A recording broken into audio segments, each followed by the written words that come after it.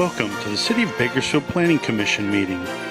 This television broadcast is brought to you by the local cable companies, the County of Kern, and the City of Bakersfield. You can watch the rebroadcast of this meeting Saturday at 7 p.m. and Sunday at 10 a.m. You can download the agenda for this meeting at www.bakersfieldcity.us. Presiding over this evening's meeting, Chair Daniel Cater. Good evening. It is my pleasure to call to order the July 19th, 2018 Planning Commission meeting. Madam Clerk, would you please call the roll? Commissioner Cater, Here. Commissioner Bell, Here. Commissioner Coleman, Here. Commissioner Lomas. Here. Commissioner Rudnick, Here.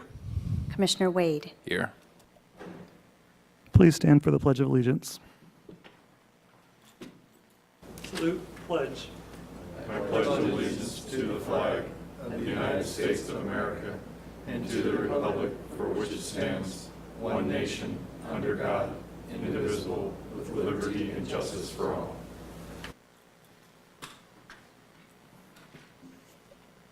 Thank you for everyone in the audience attending tonight's Planning Commission meeting. This commission provides an opportunity for public participation in the development process throughout our city.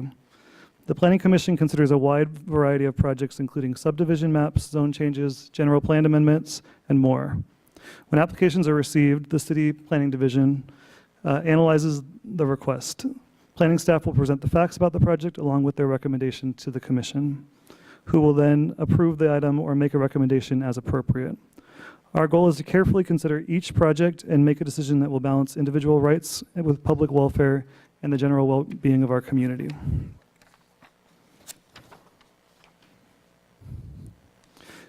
We will now move on to public statements.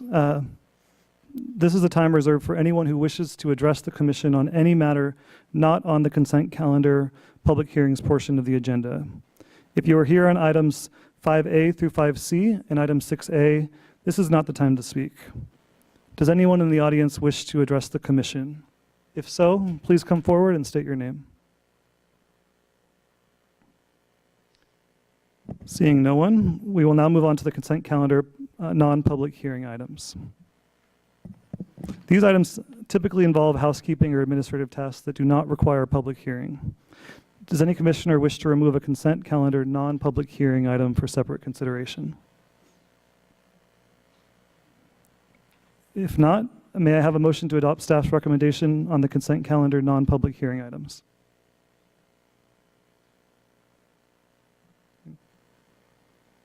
I make a motion to approve.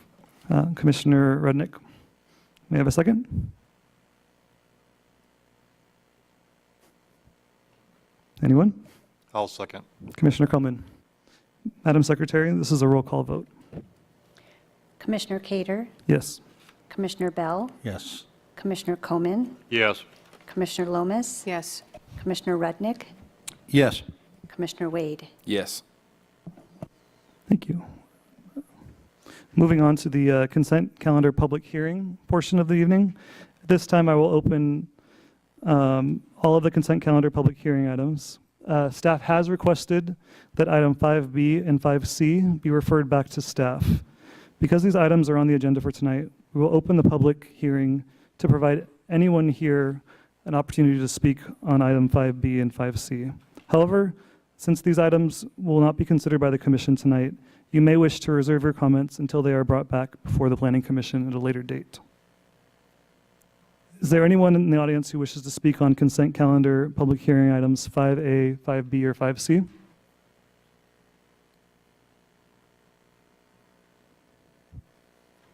Seeing no one, does any commissioner wish to remove a consent calendar public hearing item for discussion?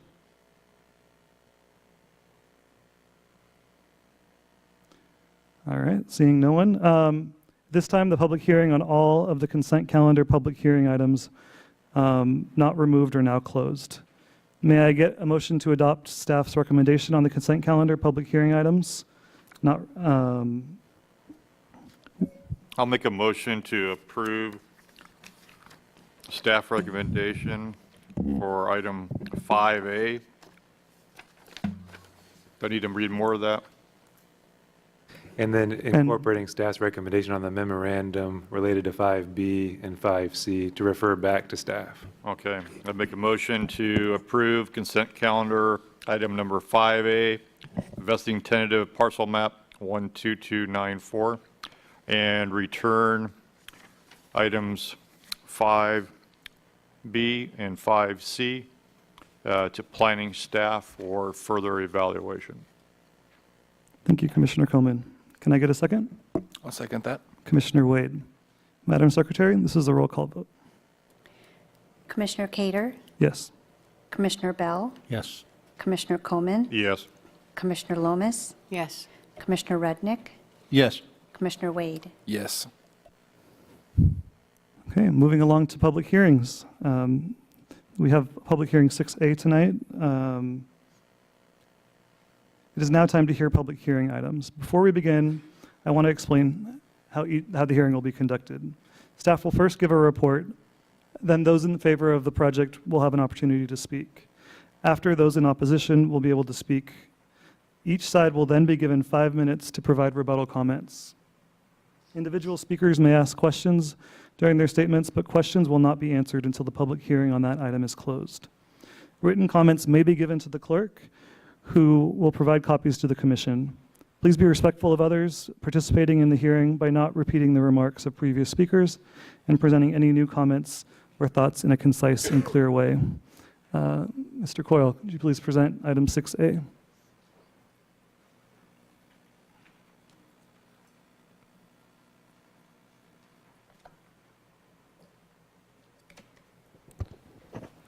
Thank you, Chairman Cater and members of the Planning Commission. Tonight, we're here to bring back the landscape ordinance. You may recall that back in February of this year, this issue was referred to the Planning and Development Committee of the City Council because it was felt that the current landscape standards were insufficient. The Planning and Development Committee held their meeting in April of 2018, and they referred this issue to the Planning Commission. We met with your commission on May 17th, where we had a very robust discussion about the landscape ordinance. We presented information from the Planning and Development Committee. The Planning Commission then presented planning staff with a number of issues for further research and development. So just a little bit of background. In 1998, landscaping was added to the Bakersfield Municipal Code. Since you are all adults, I'm sure you can read the purpose behind adopting the ordinance. There are 6 of them shown on the screen. As I said, we met with the Planning Commission on May 17th, and there are 6 bullets on your screen. These were some of the issues that were brought up by the Commission, and staff was directed to go back and research those issues and bring forward some recommendations to your Commission. We determined that there were approximately 10 issues or questions that were raised by the Planning Commission. So the next 10 slides will dedicate 1 slide to each one of these 10 bullets. So the first question was, what type of development would the landscape ordinance apply to? And it would be any new development requiring site plan review or for existing projects for which an expansion would result in a valuation of 50% or greater on the property. Next, median standards. The landscaping ordinance does not apply to medians. Medians fall under the purview of the Public Works Department.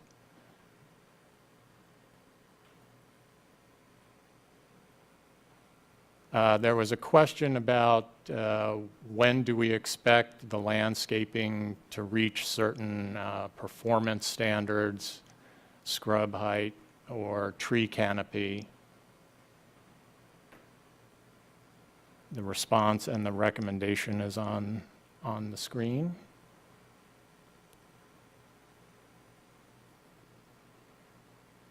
There was some concern about the word shall versus the word should.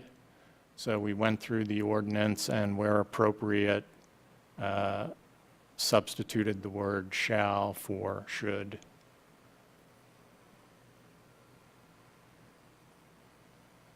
There was a question about maintaining the landscape strip and having to maintain a uniform distance for that strip.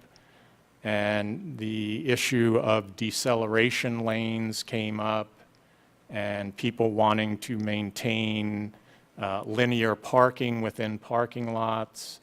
So the planning director does have the authority, according to the ordinance, to deviate from the standards if conditions warrant.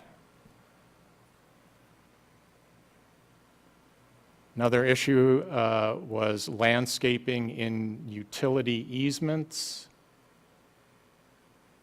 And the ordinance has been revised now to include utility easements to the list of areas where the landscape ordinance needs to be adjusted.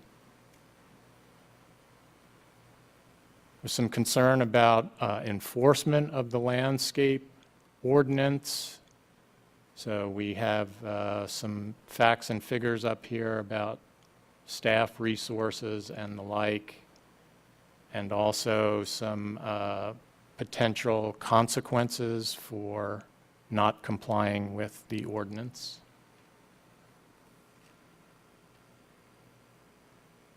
Tree spacing was a concern, and conflict between landscaping and signage. So ultimately, it is the site designer's job to make sure that you don't plant trees in front of your monument signs, or that the canopy of a tree, when it reaches its full potential, does not cover wall-mounted signs. Oops.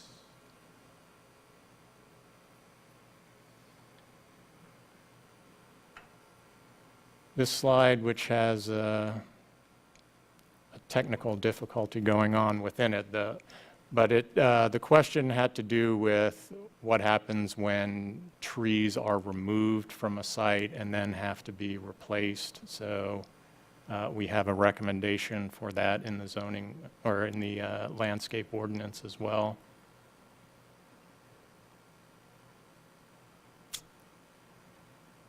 This slide should be saying something about irrigation.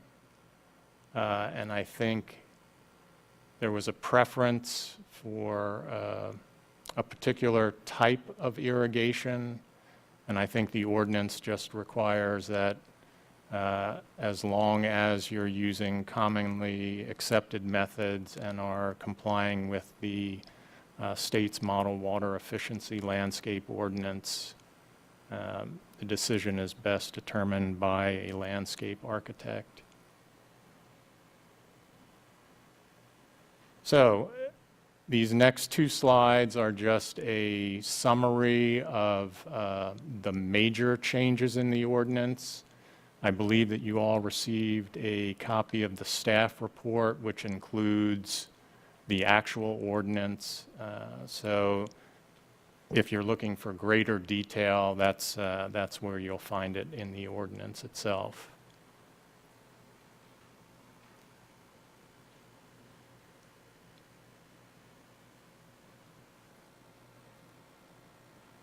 So although there are some technical difficulties with this slide as well, staff's recommendation is to adopt the resolution approving the ordinance amendments and recommend the same to City Council. And that concludes my presentation.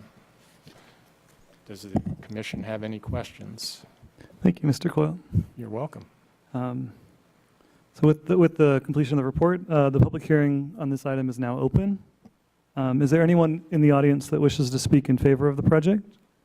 If so, please step up to the microphone, identify yourself, and proceed.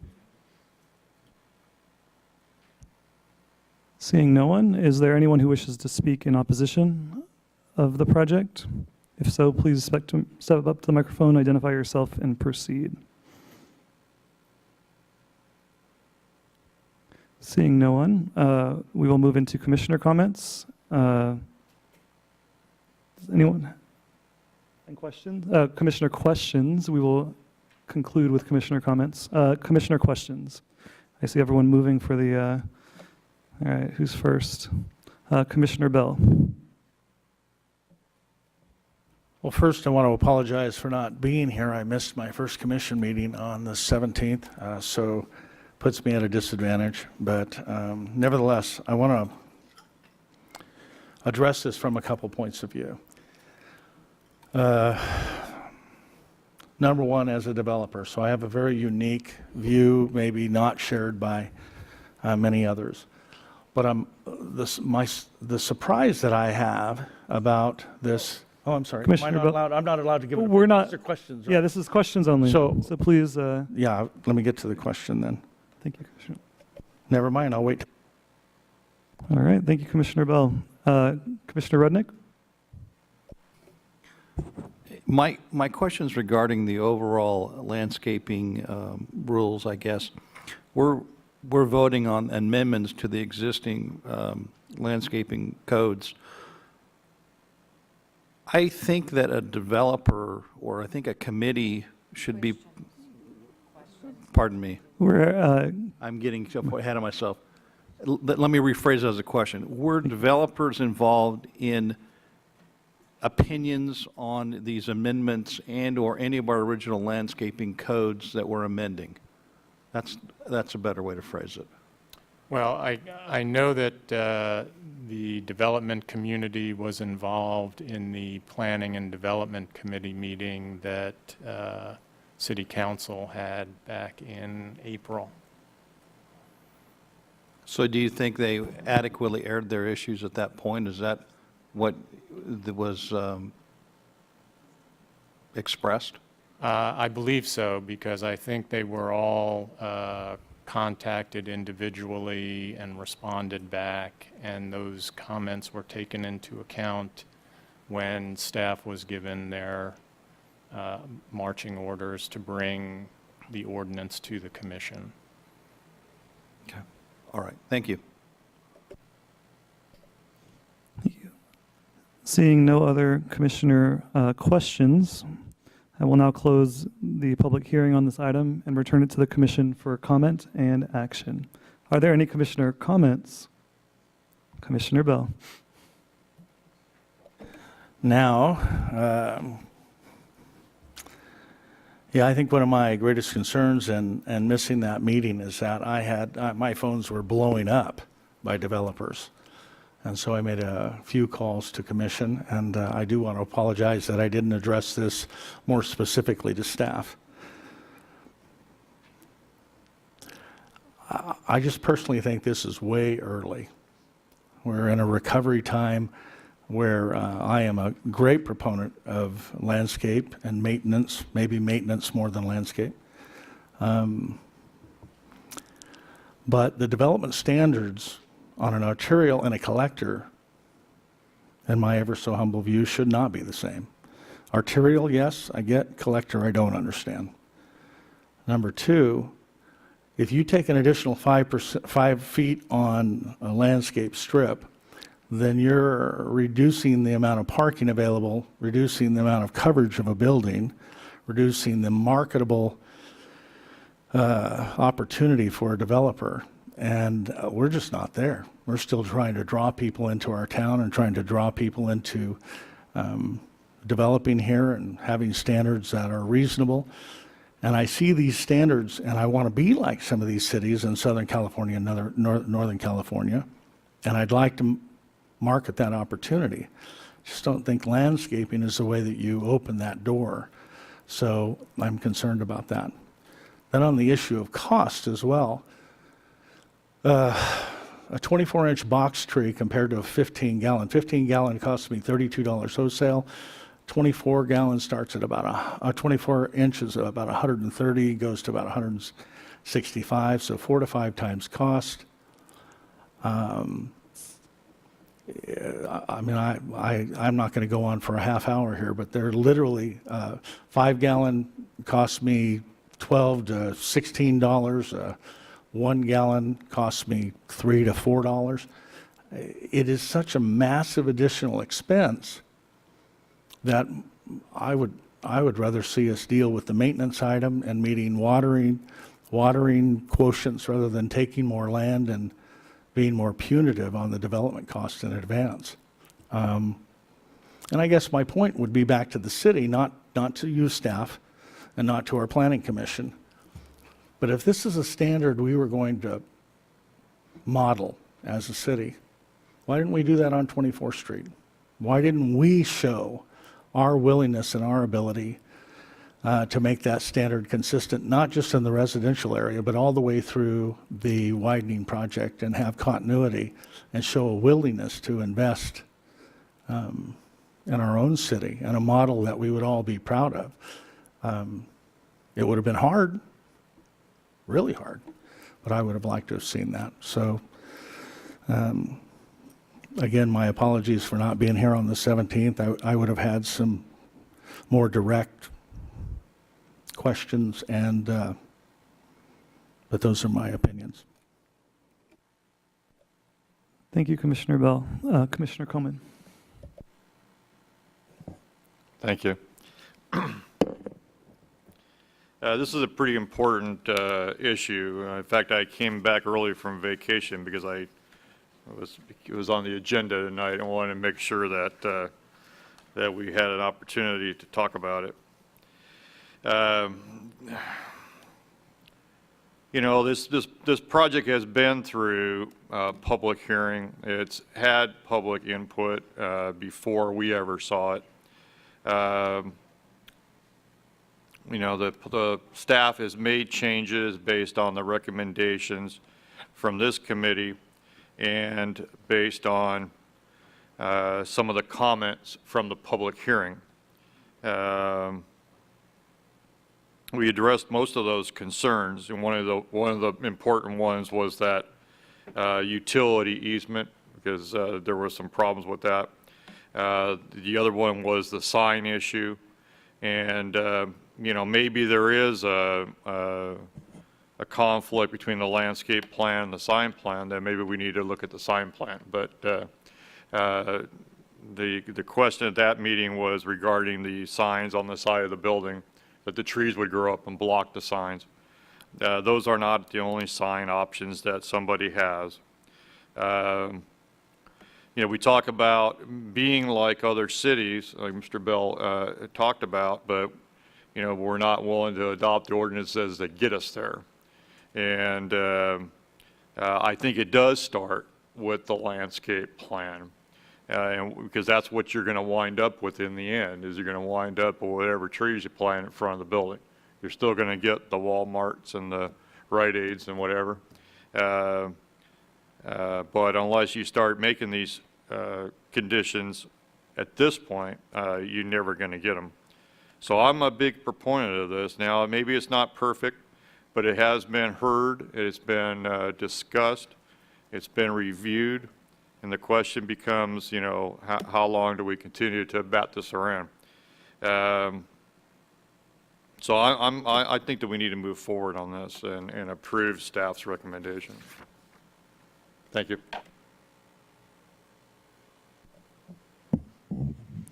Thank you. Commissioner Rudnick. I appreciate all the work that's been involved so far with the exposure that it's had, but this is a very far-reaching situation that is going to hamper development for many years to come. I am of the opinion that I would like to form a committee with a few different commissioners and a representative from the city, and invite developers to come in and sit down in a round table and hash out any other remaining issues and get everyone's perspectives and philosophies involved so that we can have something that's going to be a durable plan, and even open up some of the other issues that haven't been talked about. If there's some issues that need to be addressed that have not been addressed yet, we should really make this a thorough and comprehensive review. So that is my proposal. I don't think it's at a point where we can vote on it, at least in my opinion. And I would like to have more time with the folks that are going to work with these items, and help everyone be a winner in this situation. So that's my comment.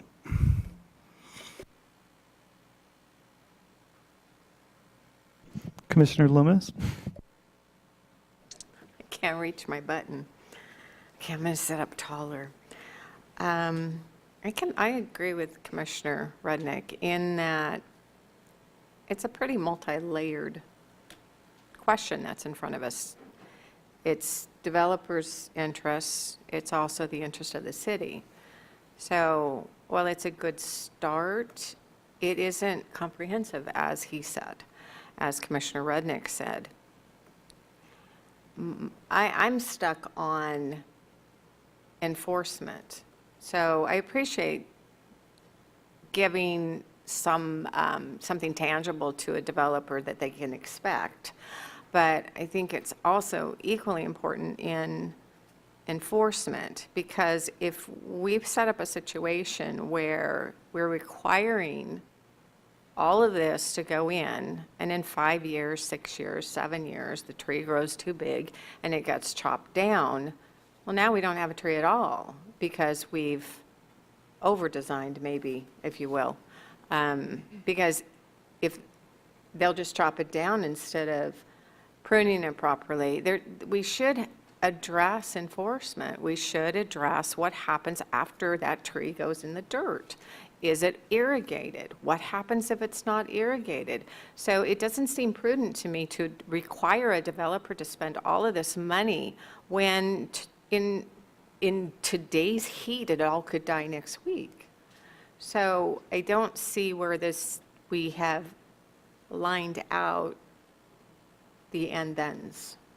How do we maintain? How do we enforce? What's the procedure if they have a tree that's dying or blocking a sign? I don't think the sign ordinance can address that.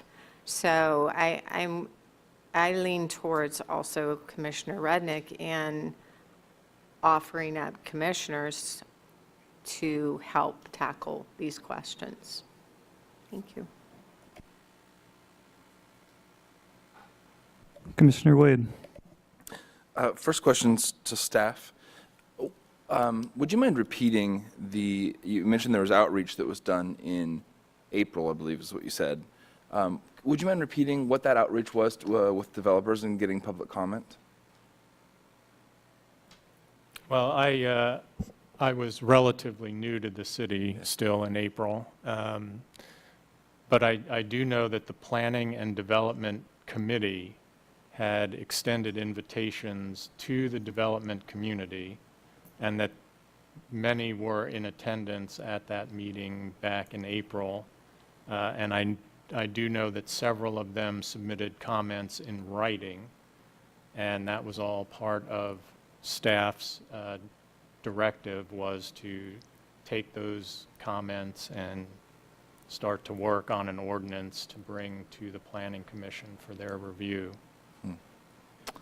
On a personal note, I was just at a social event right before coming here, and there were some builders and developers that were there, and I mentioned I was coming to this meeting, and several of them snickered as if they were unhappy about what they just assumed we were going to do tonight. And I'm thinking, well, where are you to come make a comment here to help us through this? You know, we're not trying to do anything to harm them. Commissioner Bell,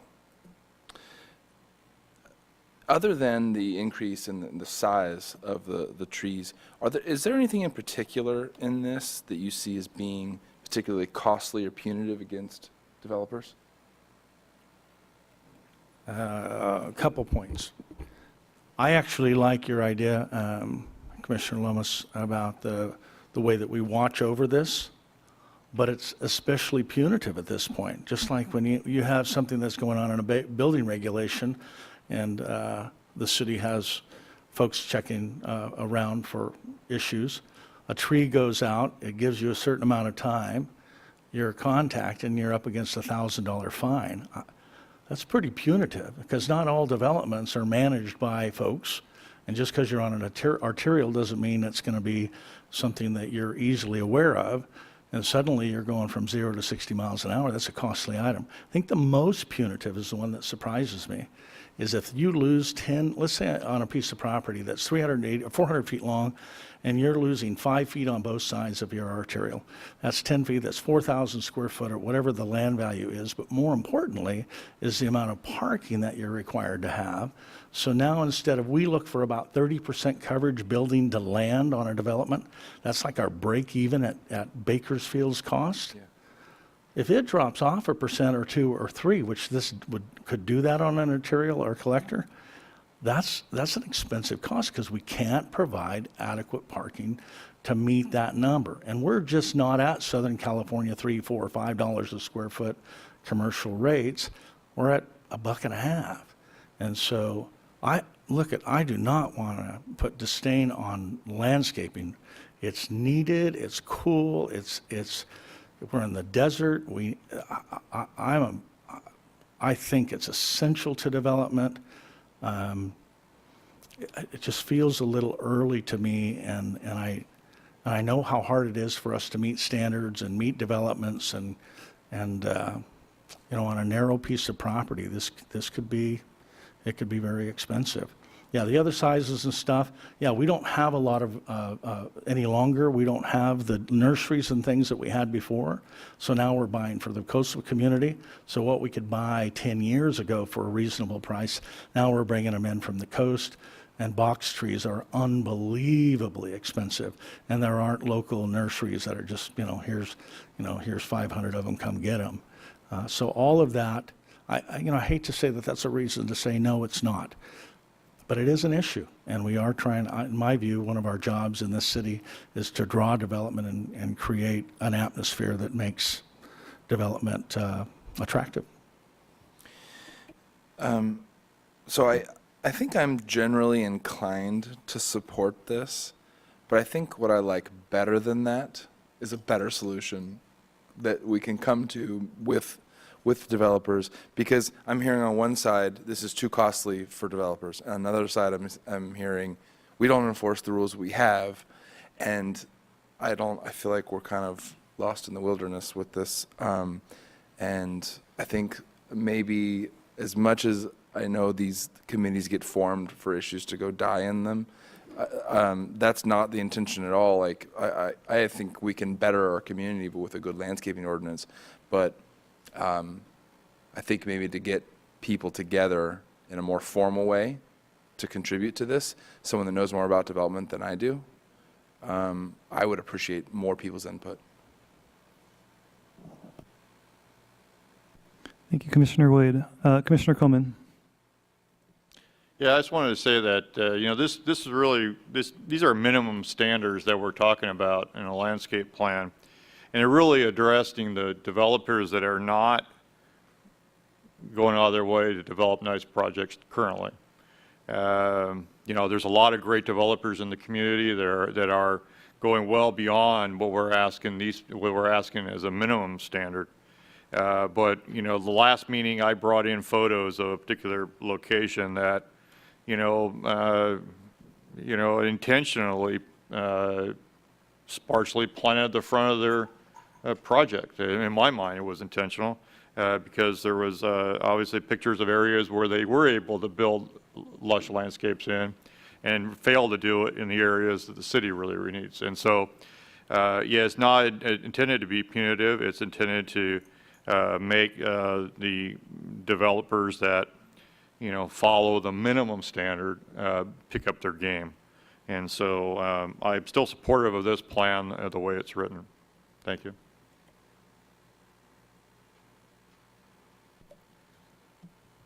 All right, there's a lot of opinions on this dais tonight, and I appreciate that. I'm going to start my comments with a question to city staff. I'm relatively new to the Planning Commission, very new to being the chair. Would staff explain the process of a committee should one be formed? I'll go ahead and take that one. Chairman Thank you, Ms. Cater, it has been a number of years, probably since about 2007 or 8, since there was a committee function within the Planning Commission. That was kind of a special provision that was made during the boom time when there were 15 items on every agenda and we weren't able to cancel every other Planning Commission like we do today. At some point, it might be worth revisiting that. But the process that's in place now is the city council committees, and there are several of them, and that is where this case originated and this direction originated.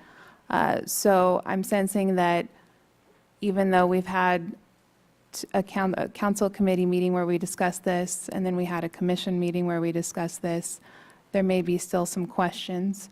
So I think your commission at this point has a few options. One, you can make your comments clear, which you've done tonight, and we will document those, and you can make a decision and move it on to council, and we will share those comments and requests with council, and they would take that into consideration when this moves forward. And in the interim, I will personally offer to hold a meeting in my office with anybody from the development community, and I'd be happy to meet with them personally in between now and when this goes onto city council and address any concerns they have. I would invite them to bring concerns forward or other changes that they'd like to see and share those with the council as well. So that's option one. Option two is that you could deny this version that's before you tonight. And if that happens, it essentially dies and it would need to go start over again. So that's kind of a de facto way of continuing the conversation before it goes to council. So those would be the options I see. Commissioner Lomas has a question, and The way that you explained, because I was here in 2007, 8, and I was on a couple committees, and it was topics such as this. So I'm not sure why it was allowed then and not now. Commissioner Lomas, now we would use this forum simply for efficiency. We don't have the resources, to be honest, to do additional committees and other meetings, and we have placeholders and time set aside to do that now, and so we would like to maximize those and use those as efficiently as possible. You know, we can have 2 commission meetings a month, and we'd be happy to put things on a workshop. We do have this process and this forum to do that. So we can workshop items, staff can bring back additional information on something that's on the agenda. We can do it that way. The advantage that in the committees that I've served on, the advantage was the ability to have a dialogue between the community, the building community, to have that open dialogue going back and forth to brainstorm and problem solve. I don't see how you could do that in this forum. So when it's on a workshop item on the agenda, we don't have to go through the same open public comment, the same decorum.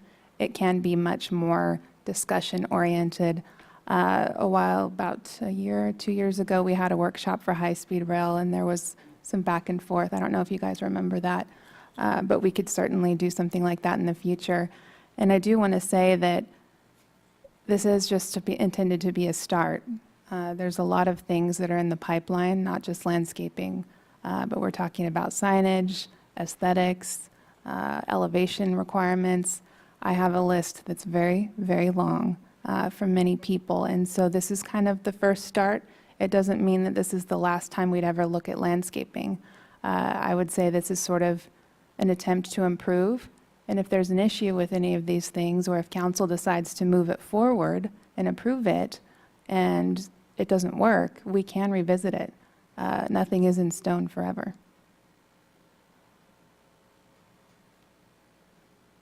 I think Commissioner Rudnick. Thank you. I appreciate your comments, Jackie. I respectfully would request that we do form a committee unless there's an ordinance or something that was passed that we're not allowed to do that. And I do understand the additional cost, but since we generally have one meeting a month, we're obviously saving city payroll and having that situation already in hand. There should be some kind of a budget for a few hours for us to meet with the stakeholders in this. And I would like to set a precedent for the other items that you're actually going to be bringing to us. I think this is critical that the people that are going to be affected by these rules and regulations at least have an informal way to input their opinions and let everybody know. This is a very intimidating format for a lot of people. And, you know, why should we make them hire engineers or professionals to come up and voice their opinion? I think we're a small enough city that we can have some informal meetings. The city gets to express their opinion. You know, the developers get to express their opinion. The planning commission gets to hear both sides. And I think it's a productive format. And I really am frustrated by the fact that we are, in a sense, being denied that. So unless there's some law or something that I'm not aware of, I really would aggressively request that we have a committee formed that we can invite these folks. That's my question, statement, and opinion. Thank you. Just because there has been questions about forming a committee, how it would work, the chair would assign a certain number of commissioners to be on a committee, and then whoever's in that committee would have to work with staff to arrange meetings. It would be a noticed public meeting, and we would try to accommodate whoever's on the committee, but that's how it would practically work. So just to explain that to the commission, because I've heard that question. So it still is a forum that exists in the toolbox of commission? It is, but if I'm hearing Ms. Kitchen correctly, it's one that your staff is not in favor of at the time because of our low staff and the cost of holding those types of meetings. Since we have 2 scheduled planning commissions a month. Instead of holding only one, we could hold 2, do one as a workshop. That's the alternative that she's pushing. I'm not saying that's what you guys have to do. I'm just explaining staff's position. And it's at the discretion of the chair? Thanks for throwing me into the middle of that. Yeah, I appreciate that. Well, they'd have to take a motion to form the committee, but you would get to appoint who's on the committee. That's easier. Thank you. So let me get Commissioner Bell's comments. I've been holding my tongue, but. Thank you. Yeah, I want to hear the comments as well. Commissioner Rudnick, what would be your response, since I've been through neither on this commission? I'm a newbie as well. From committee to a workshop, is there a format within the workshop that you think would work? Since I'm sure you've been part of those and I've not. So I literally am confused out of my brain right now on which would serve our community best, not just us, but our community.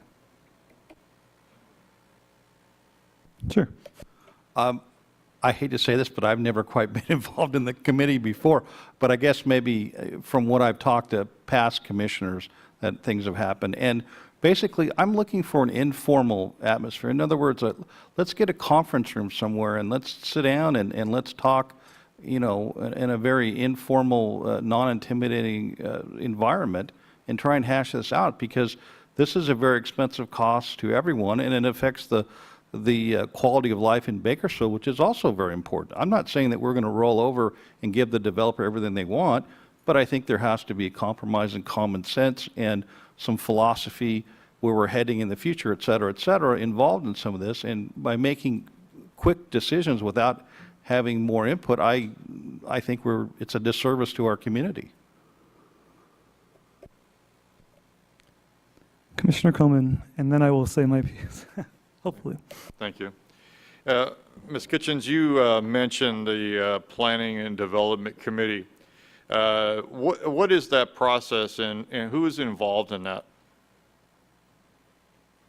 That is one of the subcommittees of the City Council, and that does have a noticed hearing process, and it is intended to be much more informal to facilitate the type of conversation that Commissioner Rudnick is referencing. It's not held in the chamber. It's held in a conference room at City Hall on the first floor at noon so that people can attend on their lunch hour if they'd like to.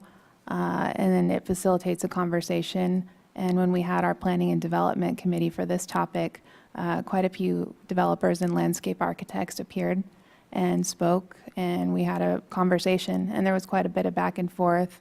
And there were some changes that came out of that committee meeting that ultimately went into the formally suggested revisions that were brought forward to Planning Commission. Are there any planning commissioners invited to those meetings? Anyone from the public is invited to a committee. Is the commissioners notified that there's a meeting? Because I don't remember seeing that. Not presently. The meeting notifications are on our website, but we can certainly change that.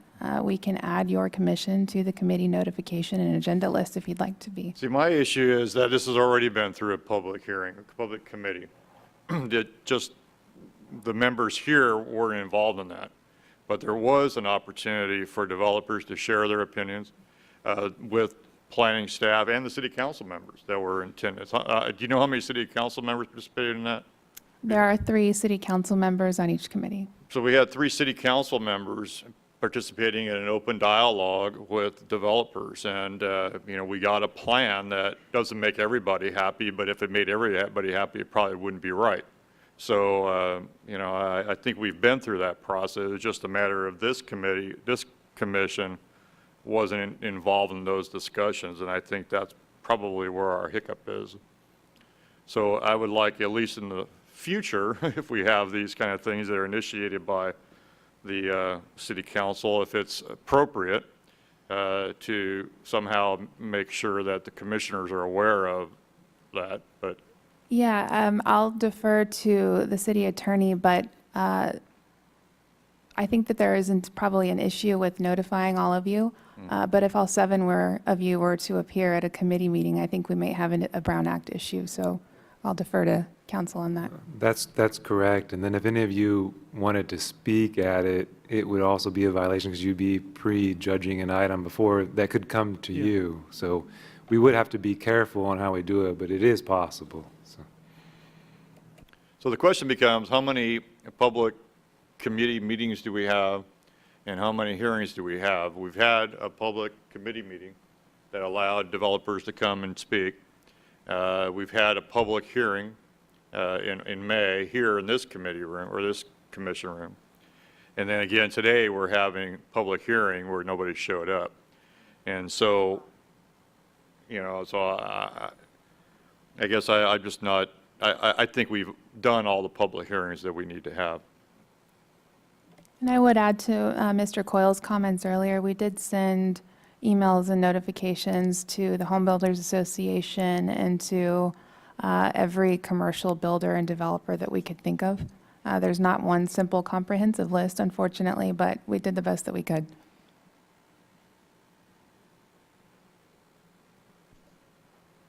Thank you. My notes got a little scattered, so one second.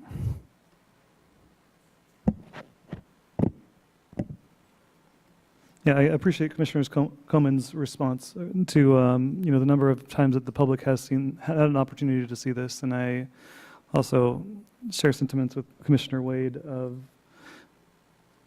if you're going to make a comment about it, show up and tell us and be a part of the process. I'm generally a big believer in dialogue and community, and I think I appreciate Ms. Kitchen's comments of this being an opportunity to explore a process of how we as a board or as a commission move forward as items become less the 40,000 resident mega communities of 2006 and become more the nuance of refining our codes to be to enhance our community, to make us more competitive with our neighboring communities, and also to be attractive from a marketing standpoint. I would say I appreciate the effort, and I really want to see this landscape ordinance get across the finish line and not die in committee or kind of fall apart. I appreciate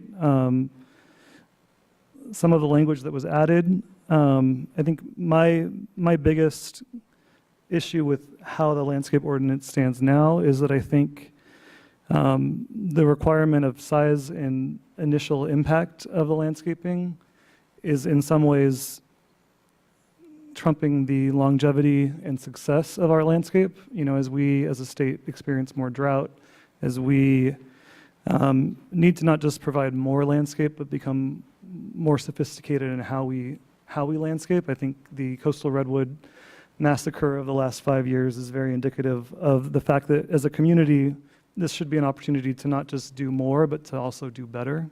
And I think they're referencing state landscape standards. I do think, even though I think in a lot of this document, we defer to state standards, but in our state, we are one of the most dry communities in the state. Standards that apply to a coastal community don't necessarily apply to an inland desert community. And I think based on rainfall, we fall into that category. And so I think I would encourage that in some instances, our specific needs may look different than the general state of California. That being said, I am definitely open to the idea of creating a continued dialogue. I am not sold on a committee versus a workshop.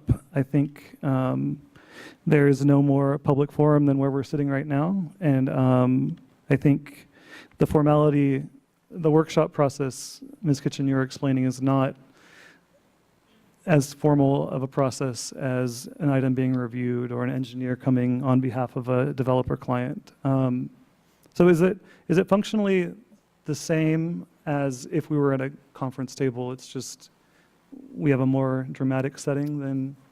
That's correct. We have a little more leeway. I've seen workshops, not here recently, but workshops where the public's invited to come up, staff makes a presentation, there's a dialogue back and forth, and we could certainly do it that way.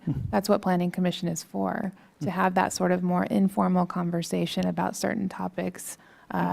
Usually they do need to come from the directive of the council. We can't talk about everything we want. But I would be happy to help facilitate that, as would Kevin. He can help lead that. Well, and I think before my mind is made up, I have kind of a question for commissioners. I think that there's two critical analyses of this ordinance. Are there items in this ordinance that are deficient and we would like city staff to address? Or do we feel like the public has not had enough input to create something that is citywide? So, because I think that there's two different approaches. If it's item 5, paragraph 4, those are things that I think as a commission we can make recommendations to the city to amend.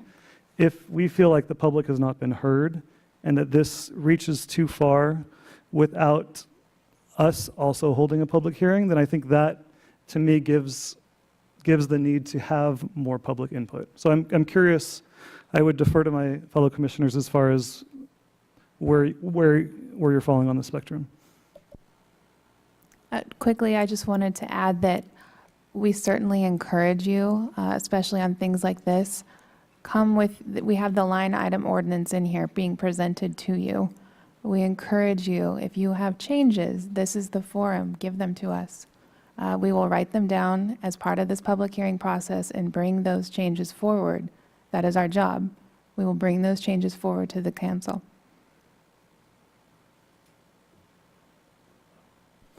Commissioner Rudnick, or Commissioner Coleman, are you still?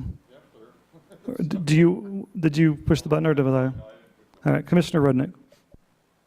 I wanted to answer your question from my perspective. It's a little bit of both. Even though the public's had some opportunity, if we're still getting comments from developers that they're unhappy with this or that, I don't see a problem with getting another bite at the apple to see if there's a way to accommodate everyone's needs. And the other answer would be yes, I think there are certain items that we as a commission have a particular concern with. So yes, I think it's both. Thank you, Commissioner Rudnick. Commissioner Bell. And I would concur with that. I am not in disagreement with Commissioner Coleman that we need an ordinance and that we need to be a little bit more clear.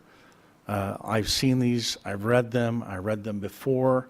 I was in pain missing our meeting on the 17th, even though I was in Bora Bora, so I wasn't in great pain. That sounds like we're suffering. Yeah, that was terrible. Anyway, I would like, as a commission, I'm not 110% on this, on a committee over, I'm sorry, what was the other one called? The workshop. I would like to make the invitation that the community would come to the workshop and we would push this through as a commission. That doesn't bother me at all. I think that would be helpful. And at that point, one more bite at the apple, I think Commissioner Rudnick said. We would have heard the voices a little bit more clearly and concisely. Would we have the opportunity, if I may, to then have a more open dialogue? So legally, we're open there as well. That would meet all of my concerns, and I think I'd be willing to vote very quickly after such an activity. Thank you, Commissioner Bell. Commissioner Coleman? I guess I'm concerned about the conflict. I'm not sure how you can say we have a Brown Act issue if we have a meeting, if we attend the Development Committee meeting, but we don't have a Brown Act conflict if we get together with the local developers and reach some kind of accord. So if we did form an ad hoc committee through the Planning Commission, we would still have to go through all the same noticing process and formalities that we have to go through for this hearing body. So that's a little different than if all 7 of you attended another committee that's not your committee. It gets a little complicated, but essentially, we would still have all the costs and processes and steps associated with a Planning Commission committee as we would with a Planning Commission hearing. Okay, so I'm still trying to get my hands around, or my mind around the process as the city council established it, that there's these committees. The development committee is one of them, and I assume there's more of them, where the council people can powwow with staff and whoever and come up with recommendations. And then we should then second guess that planning committee. I guess, you know, I'm struggling with what our role is. I mean, we're being asked to ratify something that's already been reviewed by at least 3 of the city council people. So, you know, we already have an idea of what their appetite is and what, I mean, obviously we still want to have the public discussion, but we've done that. And then, so now we're going to supplement or supplant our review. I just think that there needs to be some more clarity in that process. City Attorney can jump in again, but I think the process, the process as I understand it, is that City Council obviously is the ultimate deciding body in our local government system. And if their constituents, which you are their constituents as well, bring an issue to them as council members, they would then refer that to a committee for further exploration, informal discussion. At some point, after that's gone through committee, and there have been topics, let me tell you, that have gone through 7, 8, 9, 10 committee hearings at city council level before they ever come to planning commission, or sometimes they'll die there. At whatever point it's deemed ready for the decision process, that's when it is then sent to your planning commission. And at that point, your planning commission sees a formal proposal, in this case, the formal landscape ordinance that's the result of those discussions. And you would then look at it with a fine-tooth comb, because now we're getting technical with the formal proposal. Give us changes, recommendations, thoughts, ideas, more research, which we did last time we met on this topic. And then we would bring back the formal proposal again, yes, no, on to council. Thank you.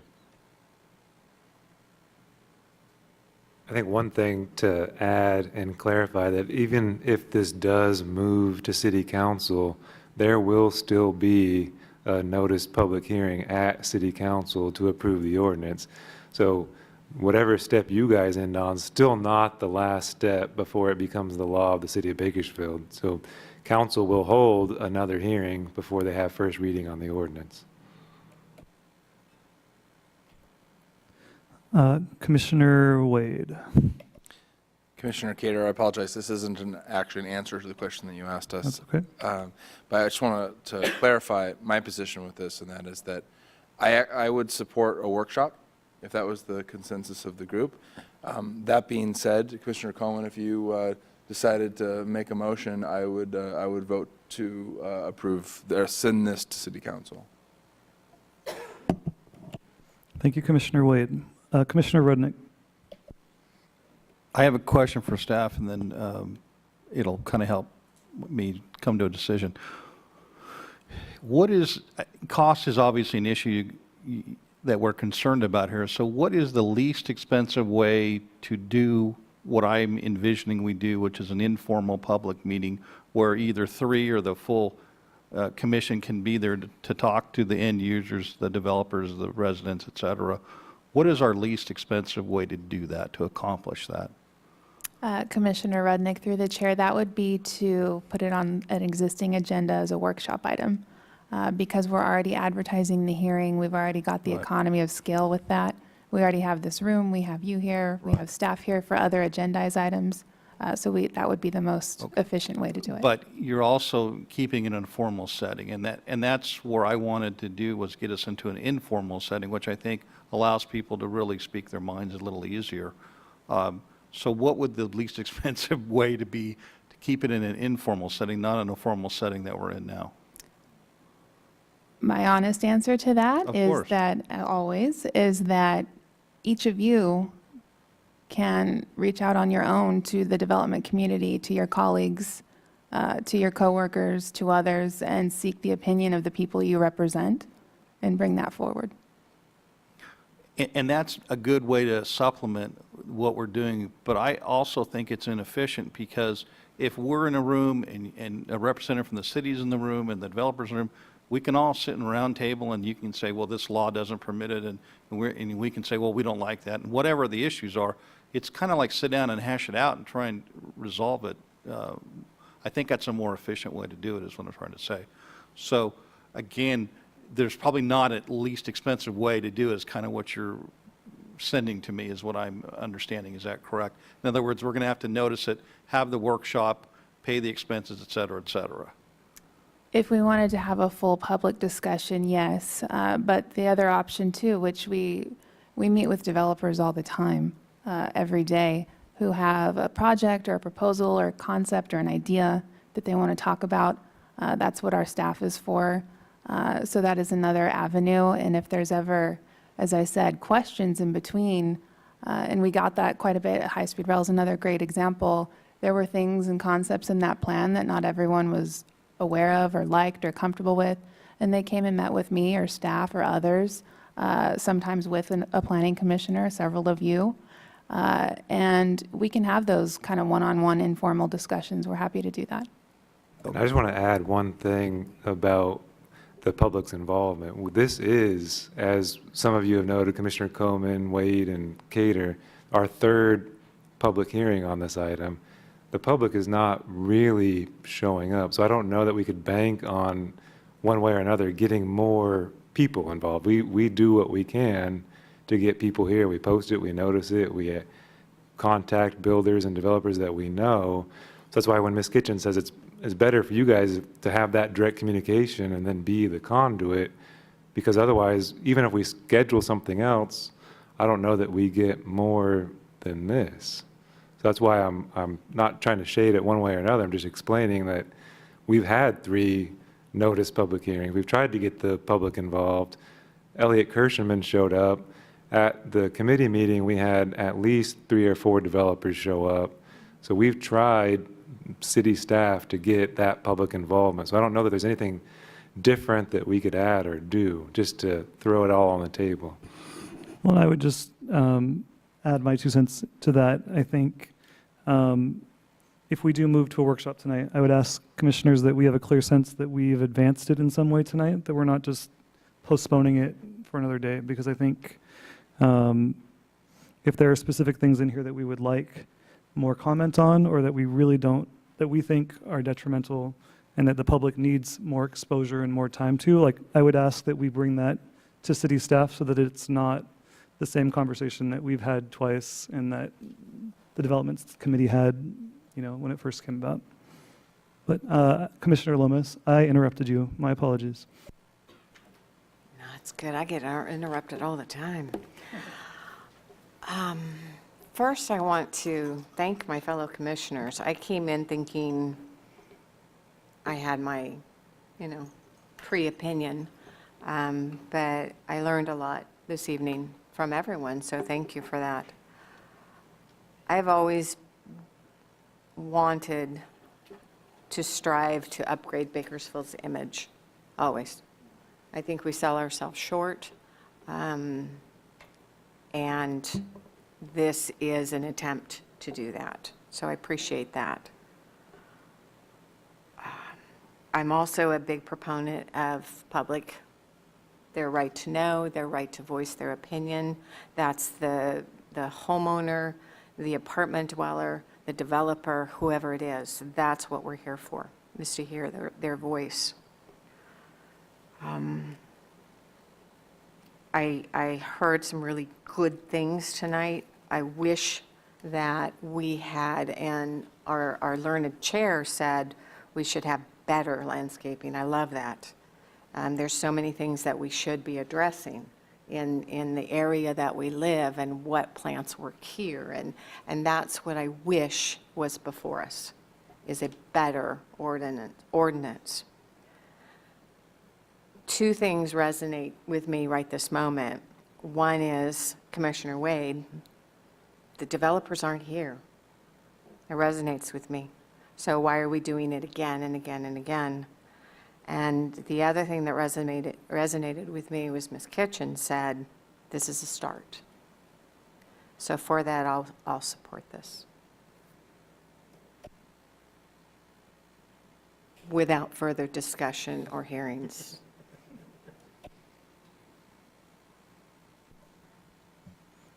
Thank you. Are there any other commissioner comments? I think we've all said a lot tonight, and I would agree with Commissioner Lomas that I appreciate everything that's been said tonight. We have Commissioner Bell. Yeah, and it's certainly not the rest of the commission's fault. I've been I can't even count the amount of committee meetings I've been to, city committee meetings. It is, so I am maybe more familiar than any of you with those, and of every level, planning, development, just everyone you can imagine, for years and years and years and years. From that point of view, I am not satisfied that the city is always, and the council is always sending a commission or other bodies a perfect answer.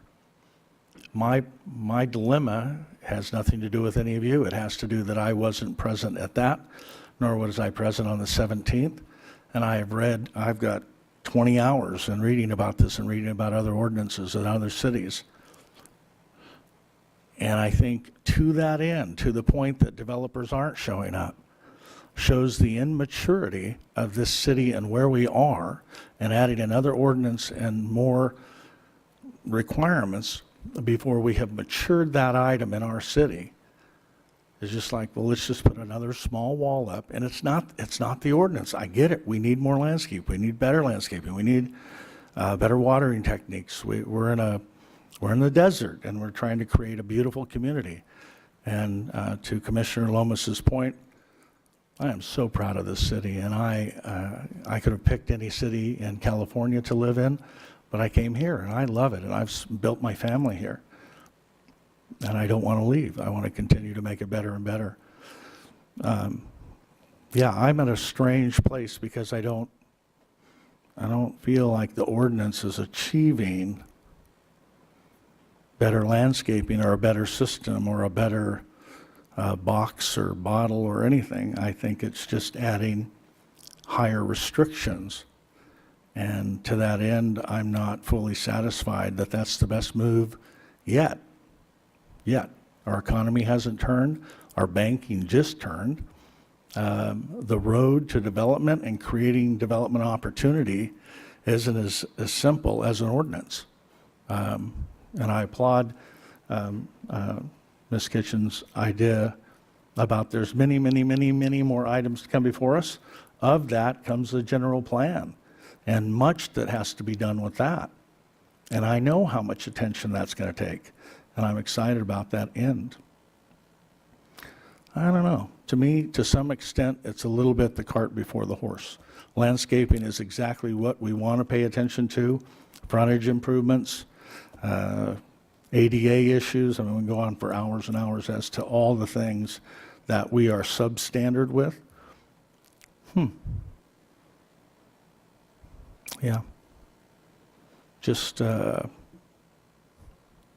100% sure that putting this out there and being a little more punitive is the best first step. Thank you, Commissioner Bell. Commissioner Rudnick? Hi, I don't want to kind of wear this issue out, but yes, we don't have anyone here voicing opposition to it, but I think sometimes the public gets frustrated and it's like, oh, well, if I go down there, it's not going to make a difference anyway. So I don't know that that's a total indication that the developers are happy with what's going on. I would like to make a recommendation or motion, I guess, whatever the correct terminology would be, to have a workshop. And is that something we can vote on now, or do we have to deny the public hearing item first, or how does that work? What is procedurally what we do? Yeah, we really do need some clarification on that, because I'd like to make a motion. So you are entitled to make a motion. I guess it would essentially be similar to continuing it to a workshop.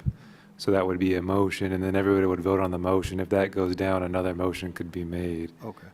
So I would like to make the motion that we continue this to a workshop to give the commissioners a chance to address any issues they have, and/or one more opportunity for the developers, public, et cetera, to speak their piece. So that would be my motion. And I would second.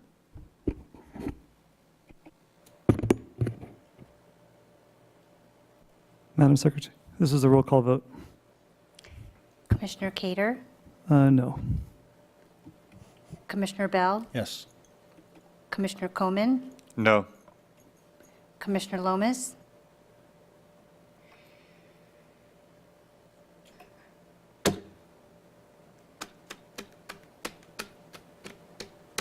Yes. Commissioner Rudnick, Yes. Commissioner Wade. No. So they have to, It effectively just doesn't pass, so.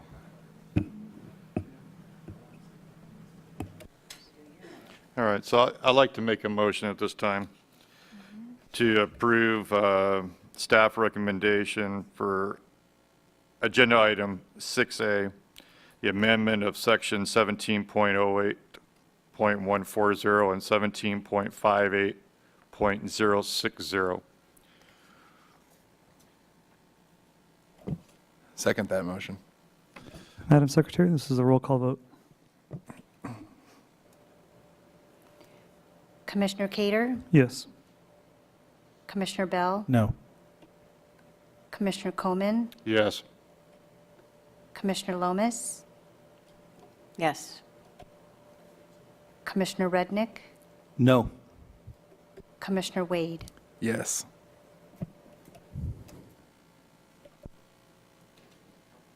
Okay. Public hearing items are now closed. Moving on to communications. City staff have any communication? The only announcement I have for the commission is that there will be no planning commission meeting on August 2nd. There simply weren't enough agenda items for a meeting on the 2nd. However, we do have a very robust agenda for August 16th. So that will be the next opportunity for the commission to get together. Thank you, Mr. Coyle. Any commissioner comments? I'll let Commissioner Coleman? I'm sorry, did I step on somebody? I'm sorry. No, it's your I turn. didn't Go. I pushed the wrong button, I apologize. You got it.